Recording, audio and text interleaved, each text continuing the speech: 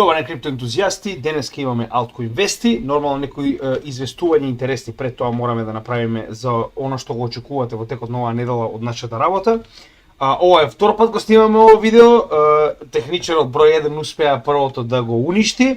Во среде снимање успеа да ми го исклучи интернетот и потоа веќе не можев да следам ништо. Едноставно успеав само да почнам одново, како и да е, значи битно денешното видео сигурно ќе го добиете, макар и ако треба првите 40 минути кои што сум ги зборувал да ги повторам. Сега, значи да се вратиме на битните известувања во однос на нашиот канал.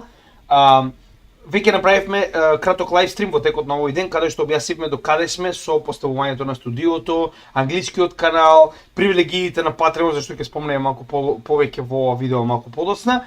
За почеток, она што треба да го најавиме е дека во текот на утрешниот ден ќе излезе епизодата на каналот Пари, во која што гостувам јас и уште еден представник на Комисијата за хартија од вредност, каде што разговараме за потенцијална регулатива на криптовалути во Македонија. Би ви напоменал уште еднаш, крајно е битно да погледнете ова видео затоа што се зборува и многу во однос на даночењето на криптовалути, затоа што значи представникот на Комисијата за хартија од вредност објасни детално како тоа може да се направи. Станува збор за 10% данок кој што моментално треба да го платите само на разликата на што се го добиле во да речам во овој bull market. Многу е битно, погледнете го во текот на утрешниот ден на каналот Пари, само запишете кирилица Пари на YouTube и ќе го најдете многу едноставно. Сега ова е најавата во однос на ова видео, нормално истото ќе биде достапно и на нашиот канал во текот на истиот ден, веднаш откако ќе биде емитувано на нивниот оригинален канал, така да имате го превид, нормално ќе го објавиме и на нашите платформи. Легални, нелегални, законски, незаконски. Со нив се тргува, но дали има проблеми тие да се претворат во реални пари во државава? Владата на ВМРО ДПМН најави регулирање на овој сектор. Но како да се регулира? Што треба да се направи? Како е во белиот, развиен свет? Одговори даваат експертот за регулација на криптопазарите Душко Гошевски и криптогемиџијата по матична книга Клинт Иствуд од постер на добриот, лошиот и грдиот, криптогемиџија. Заведен како Антонио Ѓоргиев. Секако, секоја содржина што ја подготвуваме за вас е бесплатна, но многу ќе ни значи ако притиснете subscribe на нашиот YouTube канал. Секој е добро и се гледаме секој четврток напладне. Значи, ова е каналот, како што кажав, само запишете кирилично Пари на YouTube и ќе го најдете каналот, ова е нивното лого, многу е лесно да се најде. Има доста интересни содржини за оние кои што се почетници, верувам дека ќе ви се допадне ова видео и со оглед на фактот дека оваа прва соработка беше доста успешна, веќе разговаравме за потенцијална втора соработка, тоа е негде во ноември, каде што потенцијално ќе направиме нова емисија заедно, каде што ќе разговараме за американските избори и нормално макроекономски аспект. Сега овдека во недела се договоривме со Фил да направиме подкаст, затоа што Фил беше дел од Токен 2049, втората по големина конференција во светот, која што се одржа во Сингапур, заврши пред само неколку дена. Фил сака да сподели како изгледа конференција од повеќе од 20.000 посетители и повеќе од 300 крипто брендови. Ја верувам дека ова било крајно позитивно искуство за него. Нормално истиот ќе ни сподели некои интересни интервјуа со некои од оние проекти кои што ние нормално инвестираме во нив. Дополнително ќе поразговараме со него во однос на американските избори во 2024 година, нормално од крипто аспект, како и масовна адаптација во светот. Тоа е нешто за кое што нели ќе споделиме мислење, да видиме и второ мислење на каналот за овие теми. Сега понатаму една многу битна работа која сакам веднаш да ви ја најавам. Имаме многу работа, гледате и сами, значи во однос на самото студио, неговото оформување, како што кажав, веќе успеавме да ги земеме сите материјали, звучни плочи и така натаму. Поентата е само истото да биде поставено од 1 октомври па натаму. Почнуваме со англискиот канал, во исто време соработуваме со еден куп канали, Crypto Hub Malta и така натаму, што значи дека навистина многу работиме, гледате и сами, не може да пораснете ако не работите многу, тоа е едноставно. Но ова е нешто што јас навистина сакам да го направам и можеби не ова, но наредната недела дефинитивно потенцијално ќе го ставам како специјално неделно видео, иако мораме да ги работиме презентациите кои што ми се битни нели за англискиот канал, нормално и за вас. Но ова е нешто што навистина сакам да го направам, сакам да ви демонстрирам дека крипто е решение и на глобалните војни. Односно, ако им се одземе правото на државите да принтаат пари кога и колку сакаат, со тоа ќе им се одземе и правото да финансираат војни без наша изричита дозвола. Зошто го велам тоа? Затоа што ако имате само 21 милион биткоини и тие се моментално, да речем, платежно средство во вашата земја, вие не можете да испринтате нови биткоини со цел да финансирате војна. Односно ќе мора да не прашате нас, секојдневниот народ, да ви ги дадеме нашите валути за да војувате. Така да ова ќе биде една од верувам битните теми на овој канал и сакам да го направам како видео, верувам дека ќе ви интересира, но за тоа потоа, значи ова е само најава, ви кажувам дека тоа е едно од специјалните видеа кои што сакам да ги направам и на вистина сум, да речем, во полн ефект за да ги направам посебно ова видео. Сега уште една, значи, како што веќе кажав, гледате дека даваме специјални привилегии на членовите на Patreon заедницата. Значи ова ќе биде на некој начин и почетната организација на заедницата на нашиот канал. Да, знам дека е со плаќање, тој да го разбирам, но уште еднаш мораме да дадеме привилегии на луѓето кои што ни помагаат финансиски да го кренеме каналот на следно ниво. Зборуваме од аспект на опрамување и понатаму пак финансиска помош за да можеме да се посветиме целосно на оваа сфера. Работиме на тоа, ги превршуваме моментално привилегиите кои што ќе бидат дадени на трите различни категории на луѓе кои што ни помагаат нормално на нашиот канал, кои што се моментално дел од заедницата. Во меѓувреме, сега е само генералниот чат на кој што моментално и сами луѓето помагаат едни на други во однос на прашањата кои што ги имаат во крипто секторот, споделуваат мислења, значи буквално е како еден вид на форум кој што понатаму многу подобро ќе го организираме. Моментално еден од нашиот тим ќе биде практично модератор, кој што дополнително ќе помага, ќе ги вади, да речеме, оние прашања кои што се на мене, да замени и така натаму. И уште еднаш, значи, овие луѓе ги добиваат содржините први. Односно, кога ги снимаме овие содржини, кога ќе почнеме со работа со студиото негде од почетокот на следниот месец, значи, овие содржини ќе бидат снимани навечер и нормално прво ќе ги добиваат луѓето кои што се дел од Patreon заедницата, затоа што уште еднаш ќе напоменам, мораме на луѓето кои што помагаат оваа бесплатна материја понатаму да продолжи да биде произведувана за македонците ширум светот, да им дадеме соодветни привилегии за тоа што го прават. И нормално денеска почнуваме со Altcoin вести, верувате имаме многу битни вести, посебно вести од ASI, а верувале не и од Sol. Така да има доста интересни работи за кои што треба да разговараме. Но како и сите Altcoin вести, на почетокот би сакал да ги представам овие неколку индикатори кои што ни помагаат да видиме што се случува на самата сфера. Значи моментално, како што веќе кажавме, Altcoin сезона индексот е 33 и историски тоа е доста ниско ниво, повторно е буквално на самата граница со Bitcoin сезона, со тоа што уште еднаш не заборавајте што се случи последниот пат кога имавме енормен раст на овој индекс. Нормално добивме солидна Altcoin сезона, тоа беше од октомври до март, така речено претходната и почетокот на оваа година, и очекувам тоа да се повтори наскоро во моменталната ситуација на пазарот, со тоа што дополнително гледаме дека има простор да се повтори, доколку поставиме RSI на сите популарни коини на една недела, можеме да видиме поголемиот дел од нив се наоѓаат под 46 или околу 46 вредност, што ни покажува дека се пониско и од неутрални, односно имаме голем простор за експанзија до 70, каде што веќе би биле потенцијално во прекупени. Така, значи генерално целиот Altcoin сектор се наоѓа во доста ниска вредност на RSI, кој што ни дозволува да очекуваме раст на истиот. И нормално ова е уште еден, да речем, една водилка која што јас обожавам да ја следам, а тоа е колку овие проекти работат на себе надградување. Со тоа што на годишно ниво и понатаму се стандардни шампиони, ICP на прво место, Ethereum, Cardano, Flow, Audio, Arbitrum, DOT. Flow ќе треба да го обработиме солидно.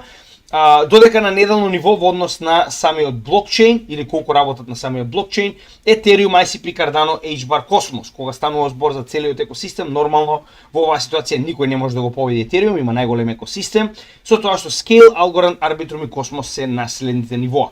Поголем дел од овие проекти ние знаете и сами ги така речено инвестираме во нив. Зошто е тоа така? Затоа што гледаме дека на вистина се прваци во работа на развивање на сопствените блокчейни. Ова е нешто што сакаме да го видиме од алткоините во кои што инвестираме. Активна работа и надградување на сопствениот блокчейн. Сега, прво би сакал да поминеме преку едно солидно пеглање на Гери Гангстер, каде што на каналот PBN или Paul Baron Network, кој што јас постојано го препорачувам, успеал да ги извади сите сегменти за тоа како го пеглаат Гери Гангстер, но има некои битни елементи кои што сакам да ви ги покажам.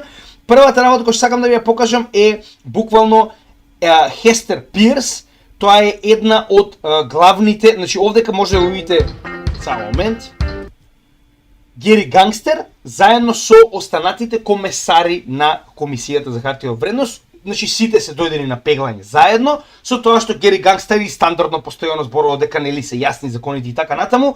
Ова е председателот на Комисијата за финансиски прашања при Конгресот на Мурика, кој што моментално го постави истото прашање на еден од комесарите, кои што, иако се под Гери Гангстер, може да изразат свое мислење, а тоа е Хестер Пирс. Ова е еден од комесарите на СЕК кој што постојано бил на криптостраната. Слушнете што има она да каже. Ова ви покажува колку регулативата во Америка наскоро ќе биде средена, тоа ќе ви го покажам во неколку од овие, да речам, исечоци, и колку ова позитивно ќе делува на целиот криптосектор. Не заборавајте, и понатаму Мурика е најголемиот финансиски хаб во светот. Значи дека автоматски истиот ќе донесе многу позитива на криптосекторот кога конечно ова ќе биде целосно регулирано, јасно, и инвеститорите ќе знаат во што инвестираат и како. Слушнете го. First, let's get into this question. I think that's absolutely true. We've taken a legally imprecise view to mask the regulatory lack of clarity. And this is why people have been coming to us and saying we need clarity. And I think this is absolutely, we've fallen down on our duty as a regulator not to be precise. And so tucking into a footnote that yes, we admit that now actually the token itself is not a security, that's something that we should have admitted long ago and then started wrestling with the difficult questions. Така. Значи вика вака. Прво вика ние вика го користевме тоа као фаза дека да се е јасно, иако сите вика многу добро знаевме дека не е јасно и дека нема соодветни правила за овие играчи нови кои што влегуваат на пазарот, и вели тоа што сега после години, значи не заборавајте, со Ripple моментално 3 години се водеше така судски спор. За конечно да признаеме, вели, дека на вистина овие токени не се хартија од вредност. И самата Хестер Пирс, како што кажавме, една од комесарите на СЕК, вели ова требаше да го направиме уште на самиот почеток и да почнеме да ги решаваме тешките прашања. Неко Гери Гангстер, се е јасно, ја не знам што ме прашувате, има таму процедура, така. Сега во однос на процедурата, ако се сеќавате, овдека би сакал да ви го представам уште еден од... Да, прво и најбитно, значи ова е заменикот на оваа комисија, Максим Уотерс, плашило црно, како и да е. Слушнете што има да каже во однос на стейблкоин легислативата, затоа што нив тоа им е најбитно. Они се крајно заинтересирани да го решат проблемот со стейблкоините, затоа што тоа е, така речено, едноставно го превзема пазарот на долари. Не забравяйте дека моментално има повеќе од 170 милиарди токенизирани долари во стейблкоин. Тоа е огромна количина, значи изборуваме на огромна количина на кеш која што моментално е во стейблкоини, а они се уште нема ниту регулатива, нема јасен начин како да се води евиденција, да се води следење и нормално аудит на овие компании кои што прават токенизација внатре и надвор од Америка, како и нормално заштита на инвеститорите доколку дојде до DPEG на стейблкоини. Тоа е крајно битно. И слушате што има да каже. On stablecoins. But I'll be honest, with less than 3 months left in the 118th Congress, we're running out of time to pass this. I know we can get this done if we focus. So let's make it happen. And I've made a public statement to you about bipartisanship.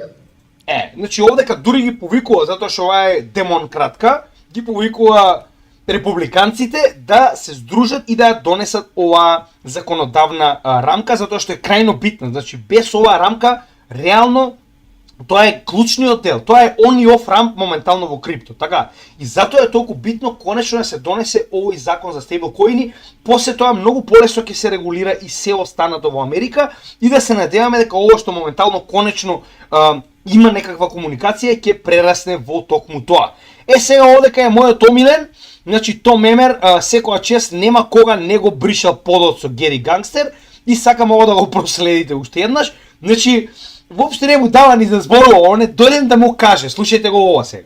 The debt box case in Utah, where your attorneys, who no doubt heard your anti-crypto rhetoric, went out and deliberately lied to a court in order to effectuate the commands from their chair to prosecute crypto companies. Chair Gensler, do you know of any other time in history where the SEC has been sanctioned by a court for material misrepresentation? When we hire folks, we hire... No, reclaiming my time, sir. The answer to that question is no, it has never happened. Does it... Вика, во Deadbox, ако се сеќавате, тоа беше случај во кој што СЕК беше фатен како лаже, замислете. Значи они буквално лажирале докази и ги поднеле до судот само за судот да ја забрани и не само да ја забрани работата на Deadbox, туку и да ги замрзне средствата, што буквално ја уништи оваа компанија. Ако вас ви се замрзнати средствата, тука завршува приказата, така.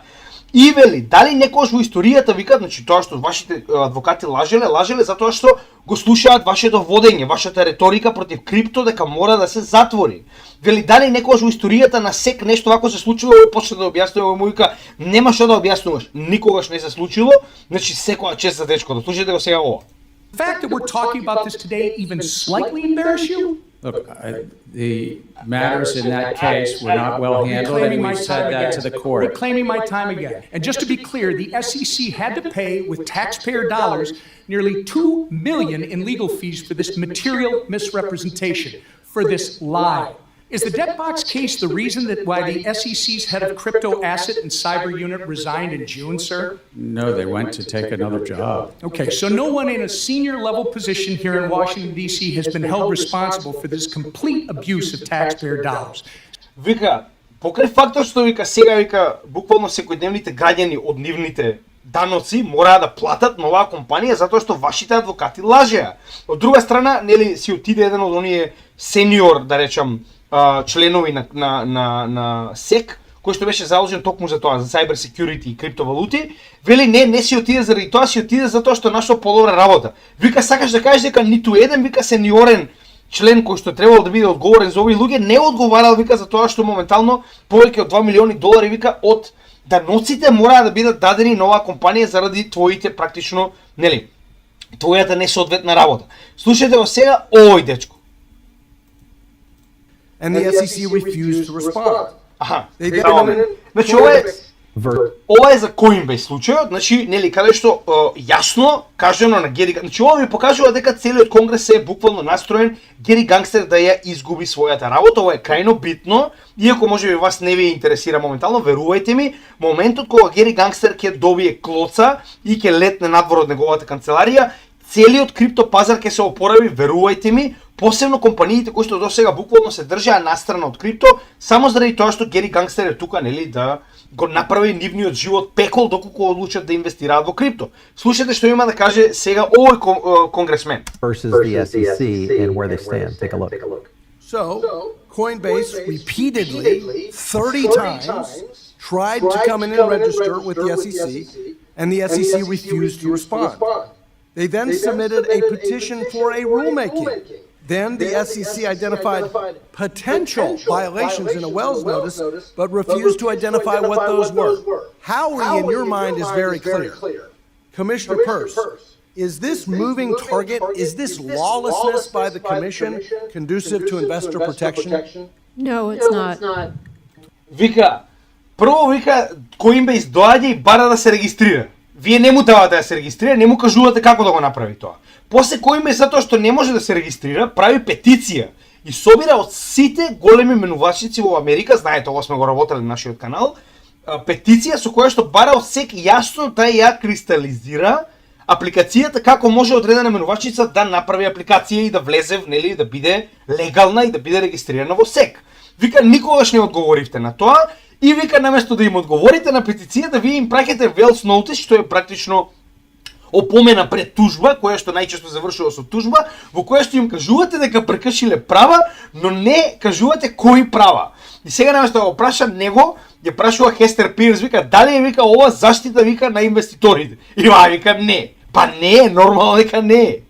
Grayscale Ripple, over and over and over and over again, your administrative actions have been struck down in federal court. We knew ahead of time that there were legal questions about whether we had the authority to do what we did, but we moved forward, and this is not good for our institutional integrity. Вика, само момент ова. Вика, знаевме, вика, дека немаме соодветно право да го правиме тоа што го правиме, вика, но го направивме во секој случај. Замислете кога вашите подредени го кажуваат ова јавно на Конгрес, замислете ова го кажуваат. Значи, не знам како да ви објаснам, дечко изгледа како некој Знаете кога во еден филм има негативец, така? И секогаш има некој мрсилко околу негативецот што трчка, нели, она, што прави што ќе му каже негативец. Па таква фацка има Зверо. Како спореден негативец во филм, таква фацка има. И уште ова кратко клипче сакам да го слушнете, каде што точно се кажува тоа што јас го зборувам една година наназад. Ние до сега имаме неколку пати направено видео каде што зборувавме за Choke Point 2.0. Сега конгресмен јавно го кажува тоа што јас го зборувам веќе една година наназад. Односно, како да сме знаеле. Laws, and there are many Reclaiming people my in this time. field So you don't who are think not she's following the rebuking? laws. Do you agree with Vice President Harris, her statement that the U.S. should encourage innovative technologies like digital assets while protecting investors and consumers? Yes or no? Yes. Yes. Yes. Yes. Protecting the investors, I agree with that for sure. Yes or no?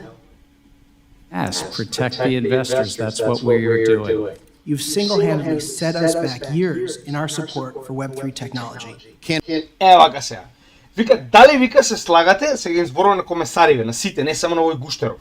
Дали вика се слагате дека моментално ова Камилава Харис, која што поставило исто така, значи во својата програма, дека планира да ги поддржи овие технологии, иако нормално првенствено треба да ги заштитат инвеститорите, значи истата планира да ги поддржи овие технологии и нормално да им даде простор да растат. Сите викаат, да, овој Жабоков вика, ама знаете, ама заштита, ама... Значи, каков кондом е? И уште течкото му вика вака. Вика, моментално, вика, не вратихте, вика, години назад, во однос со тоа, вика, каде можеме да бидеме во, нели, оваа технологија и во адаптацијата на оваа технологија, затоа што огромни компании ја напуштија Америка. Ја напуштија само заради овој Жабок. И еве го тоа што јас го зборувам цело време, дека официјално постои ова Choke Point 2.0 операција со која се обидуваат целосно да го задушат криптосекторот со недавање на банкарски услуги, односно едноставно немате on и off ramp. Дури и да имате одлична услуга, едноставно овие институции нема како да влезат во вашиот проект. Candidate Harris decides that she wants to pivot on crypto, it seems like you're gloating. I'm still here. So as you highlighted, you meet with the chairman of the Federal Reserve regularly. Do you guys discuss things like Operation Choke Point 2.0?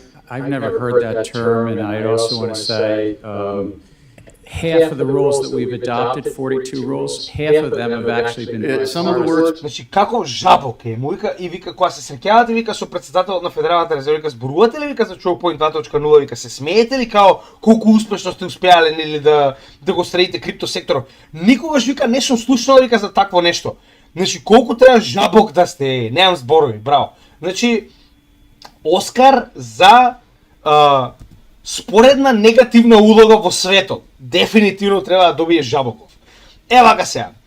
XRP моментално само што направи партнерство со една од најголемите банки во Канада, а тоа е CIBC или Canadian Imperial Bank of Commerce. Со тоа што овдека ова соработка оди до степен каде што и самата банка ќе го користи XRP и Ripple пуловите за меѓугранични, односно надвор од самата Канада, плаќање и трансфери на пари. И нормално XRP во оваа ситуација како технологија, со тоа што ова е само да видите колку е голема. Значи 22 јули 2024 година е овој артикл да Инвестопедија, каде што може да видиме кои се најголемите банки во Канада, каде што на четврто место е оваа банка Canadian Imperial Bank of Commerce со неверојатни 3,2 милиарди канадски долари. Сега не знам колку е соодносот, мислам дека е 2 со 1 ако не се лажам со зелената тоалетна хартија, ова е црвена тоалетна хартија што користат они. Но како и да е, станува збор за големо партнерство и само што беше релистнат Ripple на Robinhood. Иако ова е пред 2 дена, значи не сега, ја не можам да кажам колку се очекува, но еве овој артикл вели се очекува дури 300 милиарди внес во така речено оваа криптовалута преку Robinhood, затоа што кога беше направен делист на Robinhood на XRP, цената на XRP драстично падна. Не заборавајте дека ако Robinhood го направи тоа, тогаш ќе следат и многу други менувачници, затоа што конечно XRP има јасна да речем правна рамка која што стои позади него дека истиот не е хартија од вредност. Сега, како ќе изгледа тоа останува да видиме, но ова е крајно позитивно затоа што Robinhood е една од најголемите менувачници во оваа ситуација, не само на криптовалути, затоа што Robinhood нуди и многу други финансиски услуги како options, futures, деривативи и така натаму, како и да е, значи станува збор за многу голем чекор конечно во релистинг на XRP.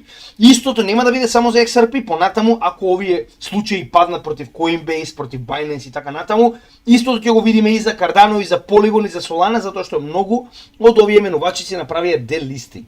Што значи дека ќе се вратат назад и ќе бидат достапни за така речено во оваа ситуација секојдневните инвеститори во Мурика, а тоа е огромна бројка, рековме 50 милиони инвеститори во Америка моментално има кои што инвестираат и купуваат крипто. 50 милиони.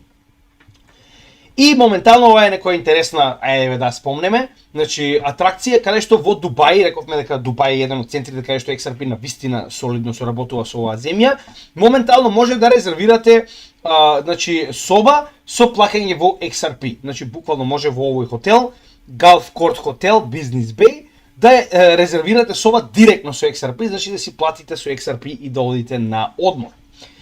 Сега, имаме многу битни вести кога станува збор за XLM. Ова е видео од 2,5 минути, би сакал да го погледнеме, иако е 2,5 минути, за да видите, затоа што прво, ова докажува дека бев во право за ISO 20022, а второ, ги става овие валути на едно посебно ниво, кога конечно ќе имаме имплементација на ISO 20022 на почетокот на следната година. Погледнете го видеото, јас нормално ќе наратирам и ќе ви преведувам.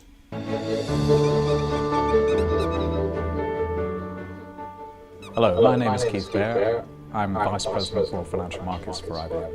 We're here to talk about the growth of collaborative networks focused on improving efficiencies and creating new business propositions for financial services.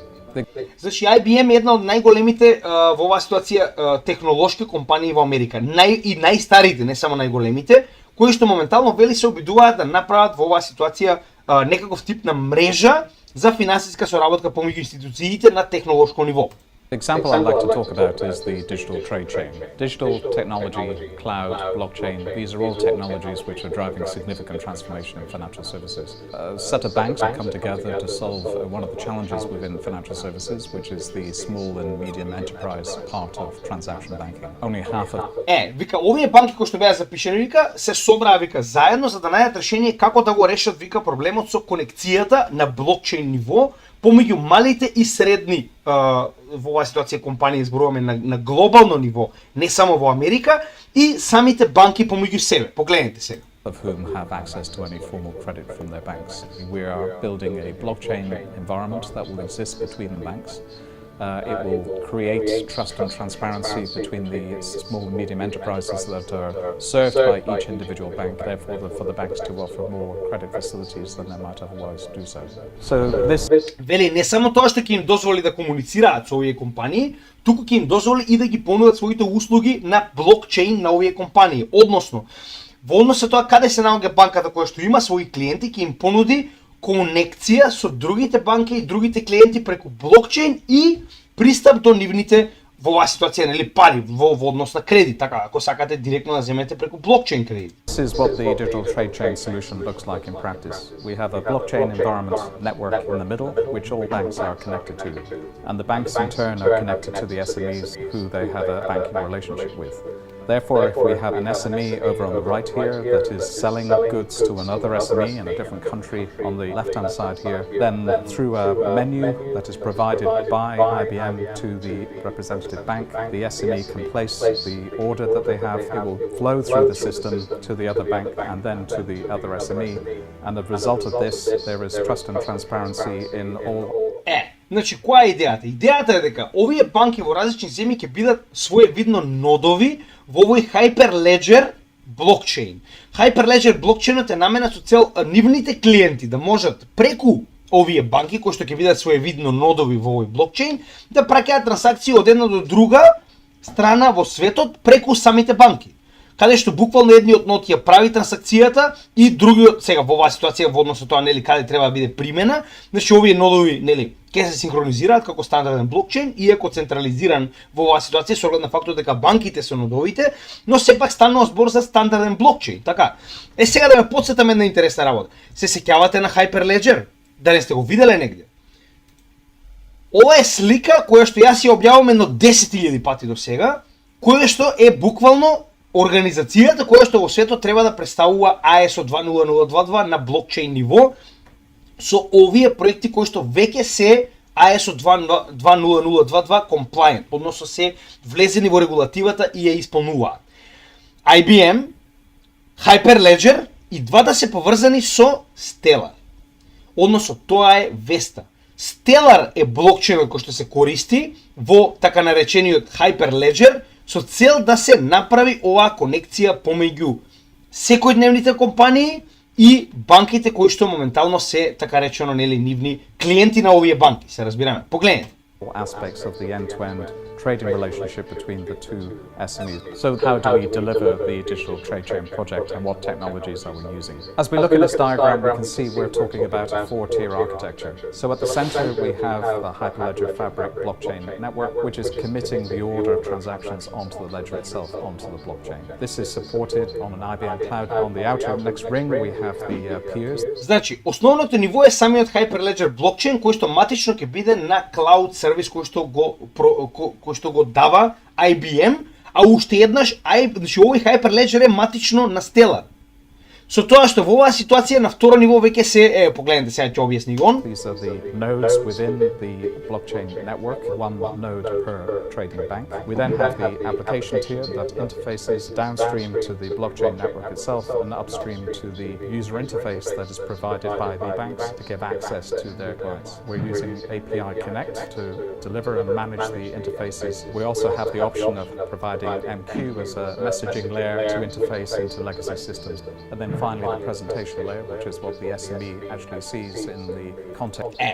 Значи, MQ е уствари Swift, односно ISO 20022, кој што е интегриран во овој систем. Односно, го имаме Hyperledger, го имаме самиот Ledger, така, Stellar, ги имаме нодовите кои што се самите банки, апликационото ниво кое што практично е начинот на кој што овие банки прават трансакции, така, како што и вие имате апликација каде што треба да пратите, да ставите, да речам, адреси и така натаму пред да може да го реализирате ова, така. Со тоа што API Connect е начинот на кој што се конектираат апликационото ниво на овој Ledger и нодовите со секојдневните апликации на овие мали и средни предпријатија, но и MQ, тоа е оној меседжинг систем кој што моментално е достапен во Swift, а ќе биде надграден во ISO 20022, односно токму тоа што ние го зборуваме. Ова се блокчейн проектите кои што ќе бидат целосно интегрирани во овој нов систем. И дополнително на крајот, како што видовме и сами, тоа е презентационото ниво, кое што за овие мали и средни предпријатија ќе биде најобична апликација, како да сега моментално користите вие апликација на, не знам, Тутунска или Стопанска банка за внесување и изнесување кеш од сметка, се разбираме. Буквално така ќе биде направен. Ова е структурата и ова моментално е крајно позитивно за XLM. Гледате, значи ова што ние го зборувавме, XRP се фокусира многу повеќе на повисоко ниво, оној меѓуинституционално разменување на капитал, додека XLM е многу повеќе на секојдневно ниво на компании. И тоа што моментално овдека го гледаме. Така да XLM е тој кој што моментално соработува со IBM да го направи овој Global Payment Network, се разбираме. Че ова е крајно позитивно, останува да видиме дали ќе биде, но со оглед на фактот дека IBM и банките кои што беа спомнати таму се најголемите финансиски субјекти и технолошки, да речем, субјекти во светот, верувам дека ова има голема веројатност да се оствари. Следна работа која што сакам да спомнам е Solana, верувале или не, но има доста нови вести, морам да напоменам. Истите го има својот евент, само не знам дали се викаше Eclipse, ако не се лажам се викаше. И евентот мислам дека се викаше Eclipse, како и да е, значи моментално се најавува нов софтвер, односно блокчейн, кој што ќе биде спој од неколку да речам различни блокчейни и нивните позитивни ствари. Каде што истиот и понатаму ќе продолжи да користи Solana EVM, значи тоа е оној virtual машин на Solana. Ќе користи сигурноста на Ethereum, затоа што ќе биде Layer 2 на Ethereum, но со virtual машина на Solana, и дополнително ќе користи Celestia за data storage. Верувам дека ова е практично за самиот Ledger на овој блокчейн. Со тоа што истиот како Layer 2 на Ethereum ќе биде компатибилен и со Solana, и во оваа ситуација на некој начин ги спојува овие два блокчейни во едно ново ниво. Како се тоа ќе изгледа, останува да видиме, ова се само основни работи кои што успеав да ги најдам за овој блокчейн кој што наскоро треба да биде пуштен. Така да имајте го тоа предвид, очекувајте дека ќе слушнете повеќе вести за овој Eclipse блокчейн. Потоа го имаме Google Cloud, кој што исто така беше дел од овој настан на Solana, само на вистина како се викаше овој настан никако да... Breakpoint, Solana Breakpoint беше настанот пред некое време, каде што Google Cloud најави дека со една од апликациите на Solana, а тоа е GameShift, значи тоа е оваа нивна апликација, ќе прават посебен тип на гейминг сфера, каде што Google Cloud нормално ќе даде својата меморија онлайн, со цел да може овие игри практично да бидат зачувани и играни. Solana е самиот блокчейн на кој што сето ова се прави, а GameShift е така речено поврзаноста помеѓу игрите кои што се произведуваат и нормално Solana блокчейнот и Google Cloud како меморија. Значи, GameShift не е како, например, место каде што вие може да купите игра, туку ова е за девелопери. Направено е девелоперите да можат да се конектираат со стандарден софтвер на блокчейн технологијата. Не се разбирам толку многу од тоа што успеав да го разберам, идејата е да се направи партнерство со кое што на традиционалните гейм девелопери на софтвер кои што моментално да речем го прават, без разлика на каков тип на софтвер го прават моментално, да можат да се приклучат на блокчейн сферата.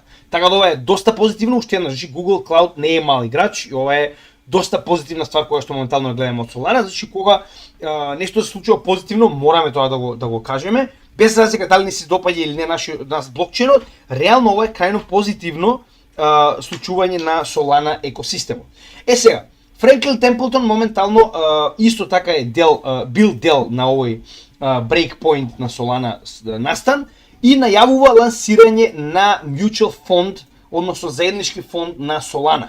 Сега во однос со тоа што го знаеме за Франклин Темплтон, истиот има свој Bitcoin Spot ETF, но во исто време истиот е многу голем играч во токенизирање на државни обврзници на Мурика, со тоа што е на второ место, а тоа е FOBXX, односно кога би погледнале колку, погледнете и сами. Значи 435 милиони вредни државни обврзници на Мурика се токенизирани на платформата на Франклин Темплтон, која што моментално е на Ethereum. А во исто време доколку истата ја најавуваат на Solana, очекуваме дека нели тоа понатаму ќе биде втор фонд вајда, на кој што сега дали ќе биде за стейблкоини, дали ќе биде за државни обврзници, останува да видиме, но како и да е, значи ова е нешто ново и позитивно за самиот Solana екосистем. И за крај објавуваат нов телефон, така наречен Seeker, кој што, како што они најавуваат, нема да биде само за меме коини, значи да бидеме реални, претходниот телефон беше буквално само за меме коин дропови, со тоа што и сега ќе има меме коин дропови, но најавуваат дека овој телефон ќе биде многу подобар, а ќе биде дупло поевтин од сага телефонот. Сега, јас нема да навлегувам во тоа колку е добар овој телефон, останува на вас да си проверите. Значи, веќе може да се направи преордер и неговата цена е 450 до 500 долари. Така да, погледнете и сами како тоа изгледа, нема да го пуштам ова, нема логика, значи не е технолошки нашиот канал, така да погледнете. Ако ви интересира, значи веќе може преордер да се направи на овој нов телефон и со среќа да си ги користите новите бонк токени. Следно е 21 Shares. 21 Shares е една од првите компании кои што успеа да добие Bitcoin и Ethereum Spot ETF и моментално го имплементира Chainlink Proof of Reserve. Знаете и сами, ова е уникатна технологија на Chainlink, која што ви дава постојано увид на јавно ниво во однос на тоа, нели, како изгледаат одредени новчаници на една компанија. Знаете и сами дека Binance го користи, дека Coinbase го користи и моментално 21 Shares на своите доверители во оваа ситуација, луѓе кои што го чуваат својот биткоин на овој фонд, им доверува, така речено, начин на кој што може постојано да вршат надзор врз резервите на биткоин кои што стојат на 21 Share фондот. Така да ова е крајно позитивно. Ако мене ја прашувате, верувам дека ова не е само за биткоин, верувам дека и за Ethereum и верувам дека овој пример ќе го следат многу други компании. Со тоа што дополнително овде ќе имаме и уште една компанија, а тоа е Tether, која што е стейкинг компанија, која што исто така во соработка со Chainlink CCIP, практично го користи CCIP протоколот за кросчейн, во оваа ситуација кросчейн комуникација на капитал и информации, така да ова е исто така доста позитивно. Сега нема нешто многу да се навлегува, не е некоја голема компанија, но самиот факт дека го користи Chainlink покажува дека се поголема и поголема масовната адаптација на Chainlink во однос на овие технологии за интероперабилност и за нормално, значи ги има многу она што може да го понуди Chainlink, но овие две се најпопуларни, интероперабилна, самиот CCIP протокол, како и оваа Proof of Reserve технологија која што по големиот дел од големите субјекти со цел да држат транспарентност и јавност ја користат за да покажат на јавноста што моментално поседуваат во своите новчаници, така да било каков тип на големи движења веднаш ќе може да биде забележен од јавноста. Polkadot се повеќе и се побрзо се движи кон Polkadot 2.0. Кажавме, овие Agile Core Time е уствари клучниот апдейт кој што го прави Polkadot, затоа што, како што веќе објасниме во нашето видео Polkadot 2.0, кој што може да го најдете во плейлистата на анализа на коини и токени. Значи, идејата е да се, наместо да треба еден проект да се напреварува со сите останати проекти, со цел да добие практично, да речам, место на овие 100 блокчейни кои што ќе бидат интегрирани на Layer 0 Polkadot, сега вие практично можете да си купите она што ви е потребно од самиот Polkadot 2.0, односно не морате да се напреварувате првенствено, а второ, значи може да примените само она што вас ви е потребно за да бидете дел од овој блокчейн. Така да ова е крајно позитивно. Детално објаснето, погледнете го нормално во нашето видео Polkadot 2.0, но е доста позитивно затоа што кога ова ќе се случи и многу помали проекти ќе може да се приклучат на Polkadot екосистемот, нешто што до сега не беше возможно затоа што мораат да добијат одредено место со напреварување со останатите проекти за спот на овие како што веќе ги нарекуваме relay chain slots. Така да ова е доста позитивно и уште ќе напоменам, верувам дека тоа ќе биде една од главните работи кои што ќе донесе позитива на Polkadot и неговата цена, нормално и неговиот раст.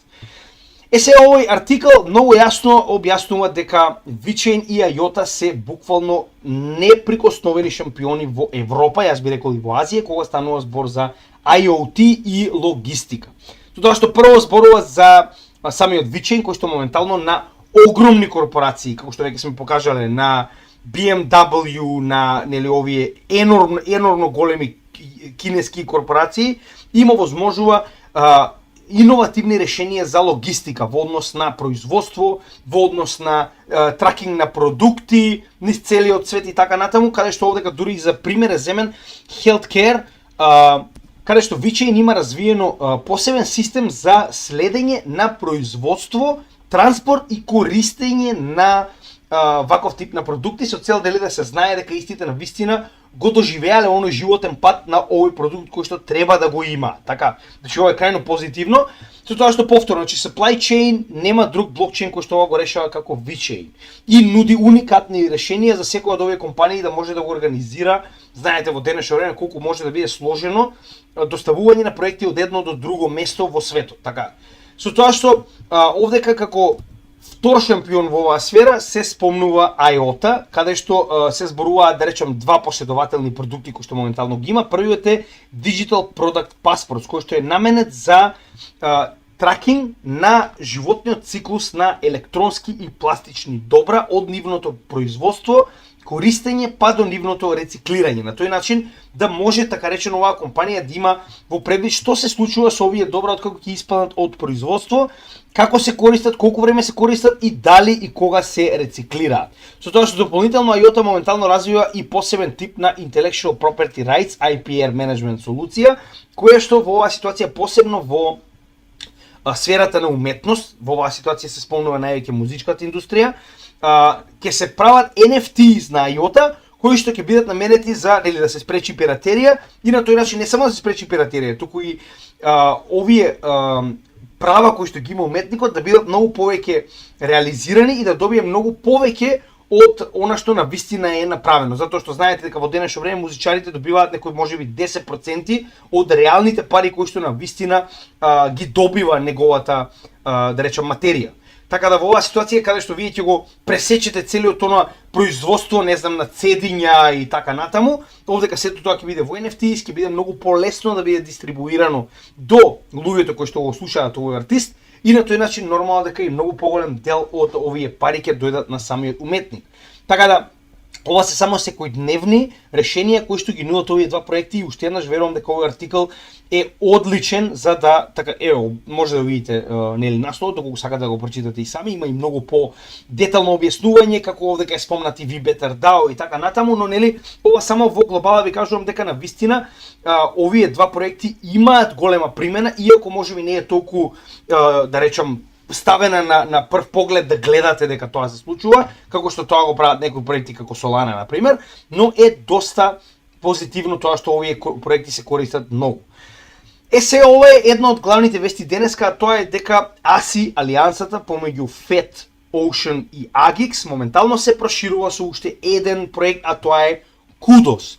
Не се знаеше официјално до денеска, така да денеска имаме нови информации, односно Kudos представува мал проект кој што има голем потенцијал. Зошто го велам тоа? Истите имаат енормно голема инвестиција направено во GPU хардвер за развивање на AI модели, односно имаат многу голем потенцијал во посебен тип на оваа процесирачка компјутерска моќ, која што може да помогне на останатите три компании да ги развиваат така речено своите AI програми. Ова беше предложено од самата ASI алијанса, доставено како предлог до Kudos проектот и до вчера, така речено 24 септември од 18 луѓето можеа да гласат дали овој проект ќе се приклучи кон алијансата и со тоа нели неговиот токен ќе биде вклучен во самата FET, така речено, нели тоа ќе биде главниот токен на сите овие 4 проекти, а дополнително сите овие, да речем, средства кои што потекнуваат од неговиот маркет кап, а тоа не се многу, значи моментално Kudos има маркет кап од само 89 милиони, што е ништо, но не е само маркет капот битен, колку што е битно тоа дека сега имате 4 засебни проекти кои што имаат своји тимови, своји визии, работат со еден токен. Значи ова е така речено здружување на силата на сите овие проекти под така речено еден чадор, еден токен, со цел да можат да се напреваруваат со големите играчи, зборуваме Google, Microsoft и така натаму, а во исто време не заборавајте дека сега технологијата помеѓу нив ќе биде компатибилна, затоа што користат еден блокчейн, еден токен. Дополнително овие тимови ќе си помагаат едни на други, затоа и се зборува дека Kudos ќе ја даде својата компјутерска техника на останатите да може да ја користат во развивањето на нивните проекти. Со тоа што официјално вчера гласањето заврши вака. Затоа треба двете заедници да гласаат на ASI, кое што е побитно нормално, 77% од учесниците во ASI верувале или не гласале, а 99,99% од гласовите биле да се приклучи Kudos. На Kudos имаме 80% од вкупното количество на, да речем, луѓе кои што поседуваат токени гласале, со 95,92% да се приклучат на ASI алијансата. Значи ова е крајно голема победа за AI секторот во блокчейн и верувам дека ќе ни донесе на сите солиден напредок и на цената на FET, потоа нели ASI, затоа што се уште не е променет. И да, исто така за оние кои што поседуваат ASI, значи ова е начинот на кој што ќе бидат така речено нели, само да видам каде го најдов. Мислам дека беше не, во артиколот беше. Значи во самиот артикол пишува по кој евело.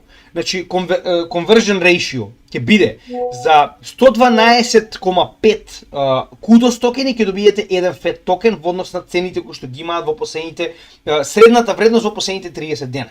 Така да имате во предвид, исто верувам дека може да го направите и овој трансфер на Kudos во FET, но верувам дека ќе мора да го направите затоа што Kudos ќе престане да постои, така да имајте го тоа во предвид. Понатаму ако најдеш соодветна информација како да ги трансферирате овие токени, нормално ќе ви ја презентирам. Alchemy Pay моментално, и сега јас искрено не знам кој е овој токен, но изгледа е доста популарен затоа што ова е една од најголемите игри на Telegram, Ketizen, и нормално нивниот токен Keti е моментално поставен на Alchemy Pay како on и off ramp, каде што вие може да ги продадете или да си купите нови токени во случај некој да има нормално ваков проект или вакви токени, чисто како информација. Ова е доста битно. Значи ова е исто така една од главните вести денеска, Tangem Pay. Tangem Pay е нова услуга на сите Tangem корисници кои што сега ќе можат да ги користат така речено Tangem walletите за плаќање. Значи во оваа ситуација ќе може да платите дури и со вашиот прстен, телефон и картичка. Сега како тоа ќе изгледа останува да видиме, но Tangem моментално само што направил договор со Visa. дека на сите места каде што виза се прифаќа, вие ќе може да плаќате со Tangem Wallet-от. Верувам дека ова највеќе ќе биде користено како Tangem апликација на вашиот телефон или пак картичка која што треба да дадете на вашиот Google Pay или Apple Pay и така натаму. Останува да видиме како се тоа ќе изгледа, но сега за сега ова е крајно позитивно. Односно она што јас го зборав на почетокот на оваа година, дека наскоро нема ни да има потреба да ги променуваме овие токени, ќе можеме директно да ги користиме за плаќање од нашиот hard wallet, како што во оваа ситуација Tangem тоа ви го нуди. Значи дефинитивно е време да си купам Tangem, одамна зборувам треба, време е да си купам. Со тоа што ако може да се плаќа и со прстенот ќе биде многу фенси искрено. Мислам дека мене навистина ги ми се допадне тоа. Како и да е, останува да видиме. Значи ова понатаму ќе го објасниме кога ќе има повеќе информации. Сега за сега е така речено во фаза на изработка. Верувам дека наскоро ќе добиеме подетални информации за сето ова. Сега, Мика е многу битен за Македонија. Тоа го потврди и самиот учесник на подкастот кој што го правевме во Пари каналот. Значи и самиот кажа дека Мика ќе биде практично законодавството кон кое што Македонија ќе се стреми да се прилагоди. Нормално со оглед на фактот дека нема газ во Европа што не го излижавме за да влеземе во Европска унија. Нормално би било тоа, јас го најавив одамна и еве сега моментално го потврдија. Каде што официјално од 30 декември 2024 година Мика влегува во полн ефект во целата Европска унија. Со тоа што во овој артикал, доколку сакате да прочитате, Ripple многу добро ги прецизира позитивните ствари на Мика регулативата, со тоа што повторно. Не заборавајте дека преку оваа регулатива, за разлика од муриканците кои што се во камено време, во однос на регулатива, во било која од овие 27 земји, кој и да сака да направи крипто проект, ако успее да го легализира, автоматски ќе може истиот проект да биде достапен во сите 27 земји членки на 450 милиони резиденти во овие земји членки. Со тоа што, да не забораваме дека најбитната работа која што ќе ја добиеме со законодавство за крипто е заштита на инвеститори. Како од проекти, зборувам за проекти кои што не се стейблкоини, така и од стейблкоини. Односно, доколку добиеме DPEG на стейблкоин кој што е регулиран по Мика и моментално истиот е да речам во една од овие земји прифатен како компанија и работи легално. Така, ако се случи ваков тип на DPEG, rug pull или така натаму, потенцијално ние ќе имаме назначена заштита во однос на одредена количина. Нормално не верувам дека ќе бидеме целосно обештетени, но ова е позитивно.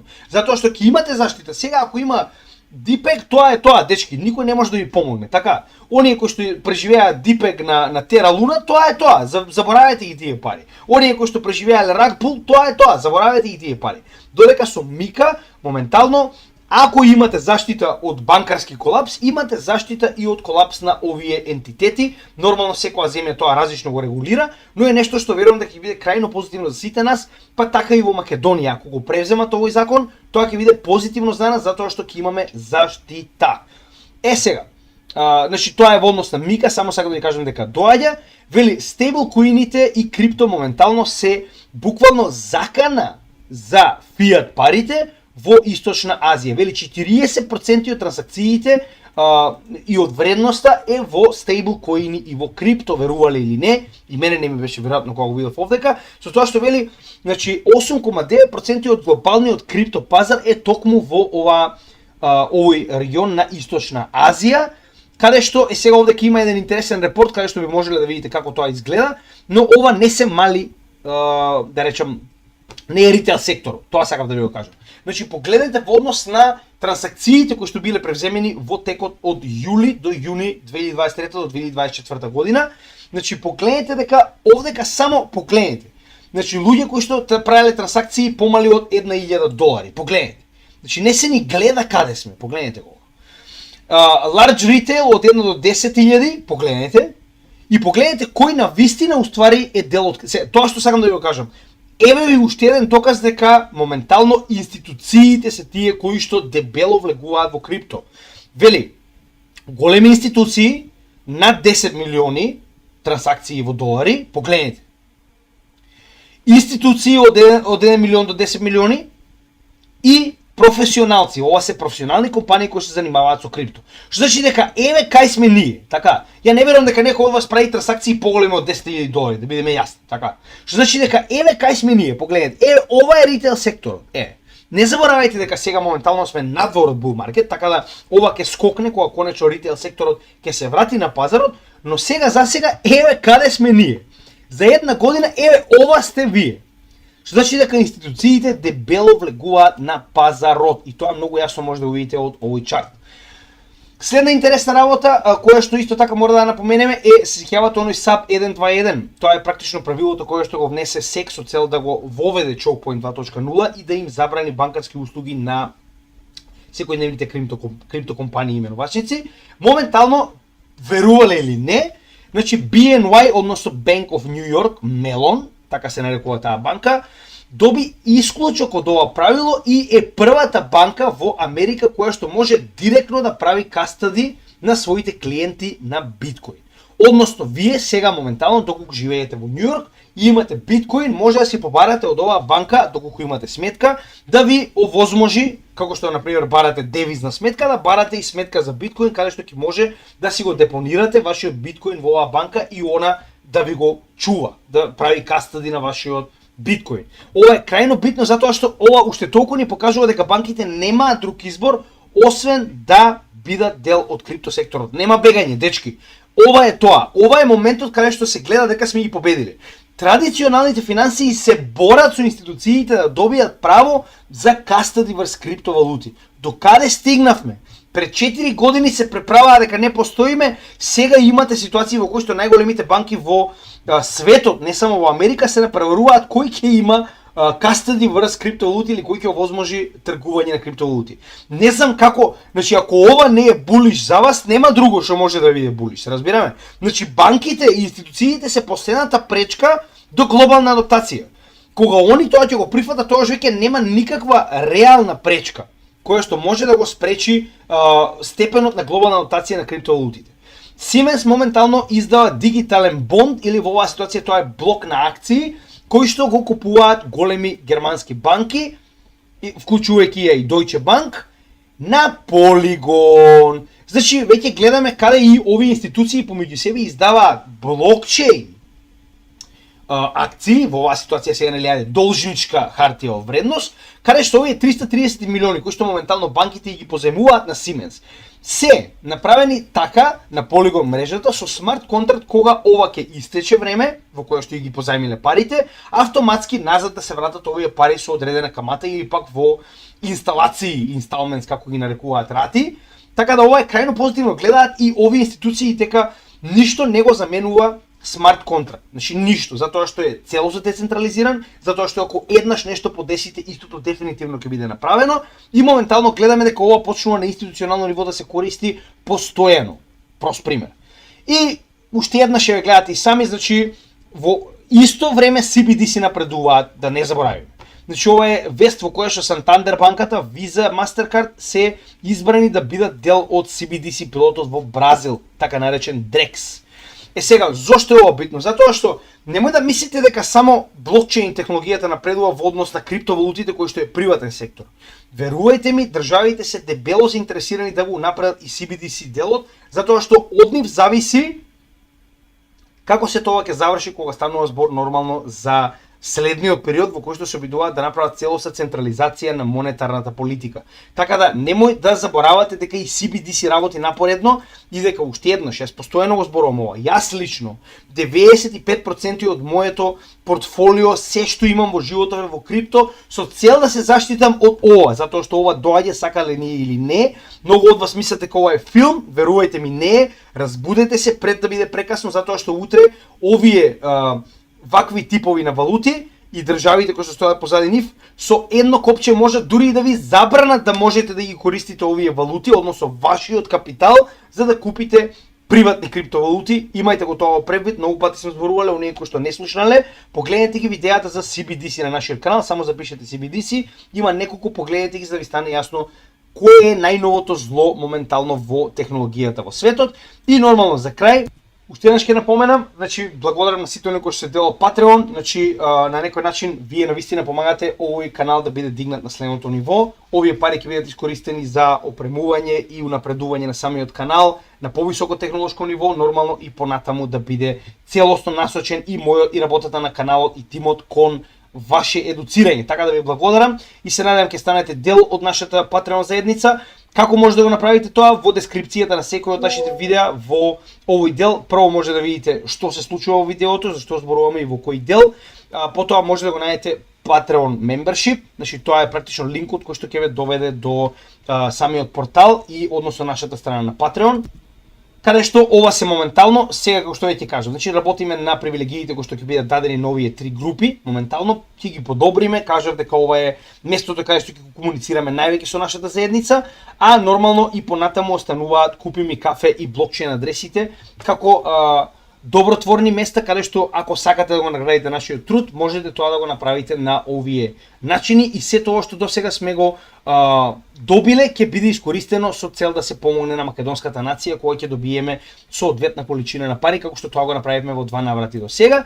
И нормално за оние кои што нови на нашиот канал би им препорачал да го следат прво ова видео кој што е на врвот на самиот канал со цел да видат што се имаме на нашиот канал и каде може да ги најдат содржините кои што им се потребни. Дополнително, лайк, шер, сабскрајб, комент е бесплатен начин на кој што може да ни помогнете да ја распространиме оваа материја до што повеќе македонци, доаѓаме до потенцијално најголемиот бул маркет на сите времиња и се обидувам да информирам што повеќе македонци, да едуцирам што повеќе македонци, но во овој сегмент на вистина ни е потребна вашата помош.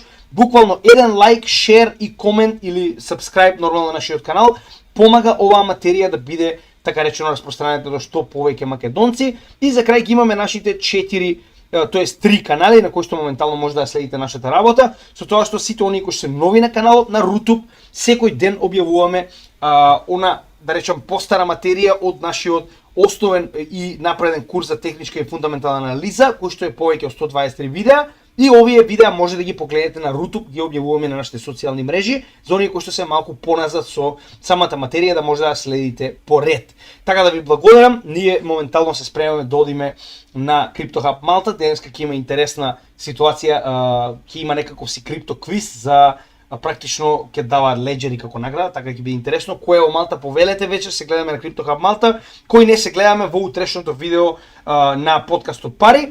Уште еднаш ви препорачувам, во 12 часот ќе биде достапно на подкастот Пари, тоест на каналот Пари на YouTube, а ќе биде дополнително достапно и на нашиот канал во подоцнежните часови. Ви благодарам, се гледаме во следното видео и поздрав од Крипто Гемиџи.